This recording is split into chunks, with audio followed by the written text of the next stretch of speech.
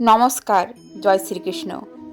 আজ আমি যে বিষয়ে আলোচনা করব সেটি হলো মৃত্যুর সময় হরেকৃষ্ণ বলা কি একটি আত্মাকে বারবার জন্ম ও মৃত্যুর চক্র থেকে মুক্তি দেয়? হ্যাঁ, এটা সত্য, কিন্তু অবশ্যই এটি সহজ কাজ নয়। মৃত্যুর সময় কৃষ্ণকে স্মরণ করার জন্য আমাদের জীবিত থাকাকালীন তাকে ক্রমাগত স্মরণ করতে হবে। শ্রীমদ্ ভগবদ গীতা বলে, হে কুন্তির পুত্র, দেহত্যাগ করার সময় তিনি যে অবস্থার কথা স্মরণ করেন সেই অবস্থা তিনি বিনা বাধায় লাভ করবেন। এই কারণেই ভগবানের নাম, রূপ এবং লীলাগুলির ধ্যানের উপর খুব জোর দেওয়া হয়েছে। তবে চূড়ান্ত মুহূর্তে তাদের অবস্থার উপর নির্ভর করে এটি সম্ভব হতে পারে। যদি কেউ সম্পূর্ণরূপে অজ্ঞান থাকে তবে তারা সেই সময়ে ভগবানের ধ্যান করতে পারবে না। এছাড়াও নিজের বস্তুগত সংযুক্তির কারণে কেউ সহজেই শেষ মুহূর্তগুলিতে বস্তুবাদী দিকগুলি সম্পর্কে ভাবতে শুরু করতে পারে। এমনকি মহান সাধুরাজা ভরত, যিনি জ্ঞানযোগে আয়ত্ত করেছিলেন, তিনি একটি হরিণের প্রতি আসক্তির ফাঁদে পড়েছিলেন এবং সেই হরিণের ধ্যান করতে শুরু করেছিলেন। ফলে পরবর্তী জন্মে তিনি হরিণ হয়ে জন্মগ্রহণ করেন। মৃত্যুর যন্ত্রণার জন্য বর্ণনা করা হয়েছে একসাথে 60,000 বৃশ্চিকের কামড়। তাই মৃত্যুর সময় তাকে তাৎক্ষণিকভাবে স্মরণ করা অবশ্যই সম্ভব নয়। ছাত্র জীবনে যেমন তাকে ক্রমাগত সারা বছর অধ্যয়ন করতে হয় চূড়ান্ত পরীক্ষার ভালো ফল করার জন্য, তেমনি কৃষ্ণ প্রাপ্তির জন্যও। তাই শ্রীকৃষ্ণ অর্জুনকে বলেন যে জীবিত অবস্থায় তাকে অবিরাম স্মরণ করতে এবং তারপর শেষ মুহূর্তে তাকে স্মরণ করতে পারে। একটি গল্প আছে। নারদ কৃষ্ণকে এই একই প্রশ্ন করেছিলেন। কৃষ্ণ বালির মধ্যে একটি রেখা আঁকলেন এবং নারদকে লাইনে হাঁটার সময় একটি জলের পাত্র মাথায় নিয়ে যেতে বললেন, এক ফোঁটাও না ছিটিয়ে। নারদ কাজ শেষ করার পর কৃষ্ণ তাকে জিজ্ঞেস করলেন, পাত্রটি বহন করার সময় তুমি আমার কথা কতবার ভেবেছ? নারদ উত্তর দিলেন, আমার মনোযোগ একবারও পাত্রের প্রতি নিবদ্ধ হলো না। আপনি কি কখনো বিছানায় শুয়ে ভিডিও থেকে সাঁতার শিখেছেন এবং তারপরে হঠাৎ অলিম্পিক সুইমিং পুলে ফেলে দেওয়া হয়েছে? আপনি যদি পবিত্র নামের ক্রমাগত পুনরাবৃত্তি অনুশীলন না করেন তবে আপনি মৃত্যুর সময় এটি মনে রাখতে পারবেন না। যে ব্যক্তি মৃত্যুকে গুরুত্ব সহকারে চিন্তা করে তাকে প্রথমে সেই আতঙ্কের মধ্য দিয়ে যেতে হবে যে প্রকৃত মৃত্যু আপনার মধ্যে অনুপ্রাণিত করবে। যদি অস্তিত্ব থেকে অস্তিত্বে রূপান্তর আপনার মধ্যে এক ধরনের সন্ত্রাসকে অনুপ্রাণিত না করে, আপনি এটি সম্পর্কে যথেষ্ট চিন্তা করছেন না। আপনার নাকটি অস্বস্তিকরভাবে লম্বা করুন এবং দেখুন যে আপনি যখন শ্বাসের জন্য সংগ্রাম করছেন তখন আপনি কৃষ্ণের কথা ভাবেন কি না। যখন বেঁচে থাকার জৈবিক আকাঙ্ক্ষার চেয়ে কৃষ্ণের চিন্তা বেশি, তখন আপনি এটিকে জয় করতে পারবেন। মৃত্যুর সময় আপনার জীববিজ্ঞান আপনার মনকে কতটা প্রভাবিত করবে তা উড়িয়ে দেবেন না। এটি একটি 20-25 বছর বয়সী একজন কিশোরের শরীরের ব্যথাকে বরখাস্ত করার মতো। যতক্ষণ না তারা 40 থেকে 50 বছর বয়সে পরিণত হয় নিজের জন্য এটি অনুভব করার জন্য। এমনকি যদি আপনি আত্মহত্যার কথা বিবেচনা করুন যে কত লোক দাবি করে যে তারা আত্মহত্যা করবে, তখন সমস্ত জিনিস সম্পর্কে ভাবতে শুরু করে এবং এটি তাদের প্রান্ত থেকে ফিরিয়ে আনে। সেই একই শক্তি যা আপনাকে প্রান্ত থেকে ফিরিয়ে আনে।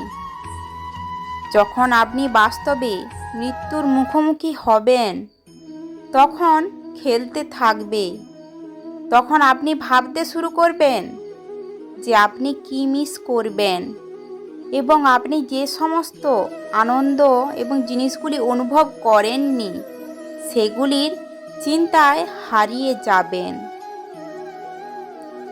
সময়ের সাথে সাথে আপনি যে অনুশোচনাগুলি তৈরি করেছেন ইত্যাদি, সেই সময় কৃষ্ণ সম্পর্কে চিন্তা করার জায়গা কোথায় থাকবে? আপনার শেষ চিন্তাটা তুচ্ছ হতে পারে, যেমন আমি আমার কুকুরকে বিদায় জানাতে ভুলে গেছি, বা আমি আমার খরগোশকে খাওয়াতে ভুলে গেছি, বা তার চেয়েও খারাপ কিছু। যদি তারা আমার মৃতদেহ আমার নিজের মলে ঢাকা দেখতে পায়, এবং এটাই হবে আপনার শেষ চিন্তা, সেটাই হবে আপনার পরবর্তী জন্মের ভিত্তি। হ্যাঁ, এটা সত্য।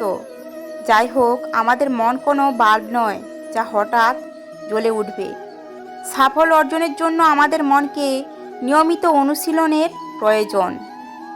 কারো মনে করা উচিত নয় আমি সারা জীবন সব বাজে কাজ করব এবং শেষ পর্যন্ত হঠাৎ ঈশ্বরকে স্মরণ করে মুক্তি পাব। এটা সেভাবে কাজ করে না। আমরা নিজেদেরকে ঠকাতে পারি, কিন্তু ঈশ্বরকে নয়। এ বিষয়ে ভগবদ্গীতাতে শ্রীকৃষ্ণ বলেছেন, আমি প্রত্যেকের হৃদয়ে উপবিষ্ট এবং আমার কাছ থেকে স্মরণ, জ্ঞান এবং বিস্মৃতি আসে। কৃষ্ণ বলেছেন যে স্মরণ এবং বিস্মৃতি তার কাছ থেকে আসে। কৃষ্ণ যদি করুণাময় হন, তিনি আমাদের তাকে স্মরণ করতে দেবেন। এটা আমাদের নিজেদের শিশুসুলভ প্রচেষ্টার দ্বারা নয় যে আমরা তাকে স্মরণ করি। মৃত্যুর সময় হয় কৃষ্ণ একজন ভক্তকে তাকে স্মরণ করতে সাহায্য করবেন, অথবা তিনি নিজেই তার ভক্তকে স্মরণ করবেন। যেভাবেই হোক, এটা কৃষ্ণের করুণা। কেউ কেবল মৃত্যুর সময় কৃষ্ণকে স্মরণ করতে পারে যদি সে ক্রমাগত ভক্তিযোগ বা কৃষ্ণের প্রতি ভক্তিমূলক সেবা অনুশীলন করে থাকে। এটি একটি জীবনব্যাপী প্রক্রিয়া। মৃত্যু শুধুই পরীক্ষা। আপনি যদি ধারাবাহিকভাবে এবং আন্তরিকভাবে অধ্যয়ন করেন, আপনি পরীক্ষার দিনে ভালো নম্বর পাবেন। তেমনি যদি কেউ সারা জীবন ভক্তি করে থাকেন, তবে তিনি স্বাভাবিকভাবেই কৃষ্ণকে স্মরণ করবেন। তার চূড়ান্ত পরীক্ষার সময় সত্যই মৃত্যু। এই কারণেই কৃষ্ণ ব্যাখ্যা করেছেন ভগবদ্গীতায় ধ্রুব কীর্তনের গুরুত্ব। সর্বদা আমার মহিমা জপ করে, প্রচণ্ড সংকল্পের সাথে চেষ্টা করে, আমার সামনে প্রণাম করে এই মহান আত্মারা চিরকাল ভক্তি সহকারে আমার উপাসনা করে।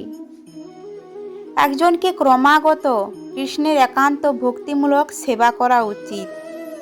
কেউ ভাববেন না যে আমি অবসর নিলে ভক্তি অনুশীলন করব। চূড়ান্ত পরীক্ষার সময় এই ধরনের অজুহাত আমাদের সাহায্য করবে না। কুলশেখারা আলভারের ভাষায়, হে কৃষ্ণ, আমার অনুরোধ, আমার মনের রাজহাঁস যেন আপনার পদ্মের পায়ের খাঁচায় বন্দি থাকে।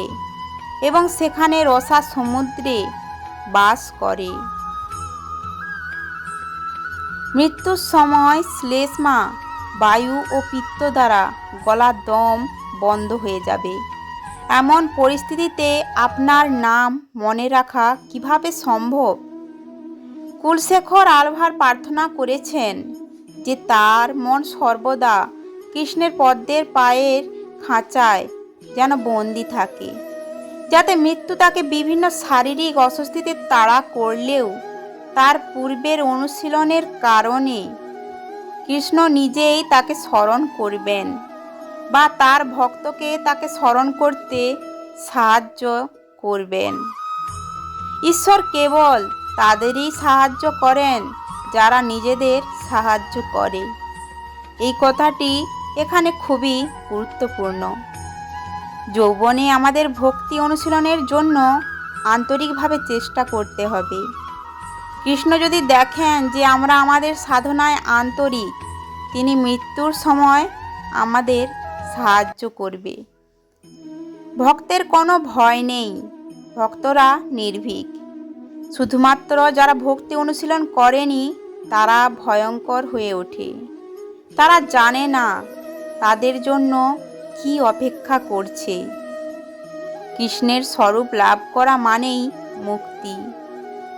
অধিকাংশ মানুষ মৃত্যুর সময় কৃষ্ণকে স্মরণ করতে পারে না, কারণ তারা জীবিত ও ভালো থাকা অবস্থায় তাকে স্মরণ করতে পারে না। অপ্রত্যাশিত মৃত্যু হলে মনটা অশান্ত হয়ে যায়। এটি শরীরের মধ্য দিয়ে অ্যাড্রেনালিন প্রবাহিত হওয়ার সাথে ওভারড্রাইভে পরিণত হয় এবং আমরা আসন্ন মৃত্যু থেকে বাঁচার বিকল্পগুলি মূল্যায়ন করি। যদি পালানো অসম্ভব হয় তবে মন আমাদের সারা জীবনের স্মৃতির মধ্য দিয়ে ছুটে যায়, এমন কিছুর সন্ধানে যা ধরে রাখার জন্য, এমন কিছু যা আমাদেরকে স্থিতিশীলতা দেবে। যখন একটি নতুন অভিজ্ঞতা প্রকাশ পায়, মৃত্যুর অভিজ্ঞতা। যারা বিশ্বাস করে মৃত্যুর পর কিছুই হয় না, তারা নিজেদের বোকা বানাচ্ছে। কারণ এটা মেনে নেওয়া খুব কঠিন যে মৃত্যুর সময় একটি হিসাব থাকবে। তারা বিশ্বাস করে যে জীবন নিভে গেছে এবং আর কোনো অস্তিত্ব নেই। জীবন কখনো নিভে যায় না। রোগ থেকে ধীরে ধীরে মৃত্যু হলেও স্থূলদেহ থেকে সূক্ষ্মদেহ ছিন্ন হওয়ার মুহূর্তে কখনোই সহজ নয়। সেই সময় অনেক কিছু চলছে এবং মন সেগুলি সম্পর্কে সচেতন। স্থূল দেহটি শেষ এবং অকেজ এবং আর আমাদের পরিচয়ের অংশ নয়। তা প্রক্রিয়াকরণ করে কি ঘটছে তা বোঝার চেষ্টা করে। এটি একটি শান্ত প্রতিফলনের সময় নয় এবং কৃষ্ণের একটি শান্তিপূর্ণ ধ্যানে স্থির হওয়ার জন্য উপযুক্ত। জিনিসগুলি সূক্ষ্ম সমতলে ঘটছে ঠিক একটি স্বপ্ন বা প্রায়শই একটি দুঃস্বপ্নের মতো।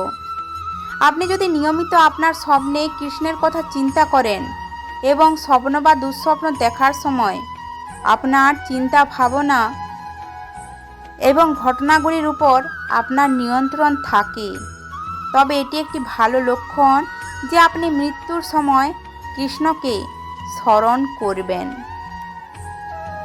কিন্তু মনে রাখবেন, আপনার আশেপাশে এমন আত্মীয় বা বন্ধুরা থাকতে পারে যারা আপনাকে একা কৃষ্ণের উপর আপনার মন স্থির করা থেকে বিভ্রান্ত করছে। যাই হোক, আপনি যদি আপনার জীবনে কৃষ্ণের কথা ভাবতে এবং তাকে স্মরণ করার জন্য প্রশিক্ষিত এবং প্রশিক্ষণ দিয়ে থাকেন, আপনি যদি তার কার্যকলাপের বিবরণ পড়ে থাকেন এবং উপভোগ করেন, আপনি যদি প্রতিদিন তার সেবা করার জন্য গুরুতর এবং আন্তরিক প্রচেষ্টা করে থাকেন, আপনি যদি তার নাম জপ করেন, তার দেবতার উপরে রূপের উপাসনা করেন, তার প্রসাদ গ্রহণ করেন, তার সম্পর্কে অন্যদের সাথে কথা বলেন, তবে আপনার সম্ভাবনা অনেক বেশি যে আপনি কেবল মৃত্যুর সময় তাকে স্মরণ করবেন। আপনি সেই মুহূর্তের অপেক্ষায় থাকবেন যখন আপনি আপনার জড়দেহ থেকে মুক্ত হবেন এবং গোলাকার উদ্দেশ্যে আবদ্ধ বিমানে স্বাগত জানাবেন। আশা করি আজকের ভিডিওটি ভালো লেগেছে। ভালো লাগলে অবশ্যই লাইক এবং কমেন্ট করে জানাবেন। আর এরকম তথ্য পাওয়ার জন্য অবশ্যই চ্যানেলটি সাবস্ক্রাইব করে রাখুন। ধন্যবাদ। জয় শ্রীকৃষ্ণ।